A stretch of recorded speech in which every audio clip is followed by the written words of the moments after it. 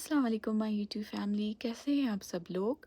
मज़ेदार सी आलू मसाला ढाबा स्टाइल की रेसिपी मैं आज आप लोगों के साथ शेयर कर रही हूँ। इसके लिए मैंने एक पैन में हाफ़ कप ऑयल लिया है। ऑयल थोड़ा सा गर्म हो जाए तो मैंने यहाँ पे 3 से 4 अदद मीडियम साइज़ के आलू स्लाइस में कटे हुए इसमें ऐड कर दिया। ठीक है, अब यहाँ पे हमने आलूओं को गोल्डन फ्राई कर लेना है, जैसे 90% तक समझे आपने इन आलूओं को कुक कर लेना है। अब आप इन्हें किसी बाउल में निकाल लें अलग से।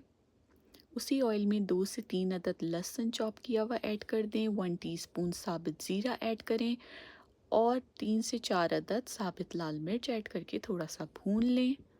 साथ ही हाफ़ टी स्पून कुटी हुई लाल मिर्च ऐड कर दें और यहाँ पे मैंने 2 अदद टमाटर को ब्लेंड कर लिया है। इसका हाफ़ कप के करीब जितना पेस्ट बना आपने ये ऐड कर दिया। अब इस मसाले को थोड़ा सा भून के इसमें सॉल्ट ऐड करें according to your taste. Half teaspoon हल्दी पाउडर ऐड कर दें।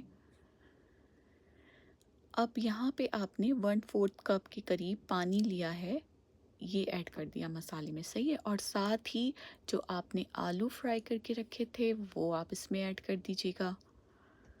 साथ ही 1 टीस्पून के करीब भुना हुआ कुटा हुआ धनिया ऐड कर दें। अब इसको ढक के 10 मिनट के लिए लो फ्लेम में दम पे पकाएं और फिर आलू कम्प्लीटली गल जाएंगे ना, तो फिर आपने इसमें चॉप किया हुआ हरा धनिया, हरी मिर्चें, बारीक कटी हुई अदरक ये ऐड कर देना है और थोड़ा सा मिक्स कर लें इनको सब चीज़ों को।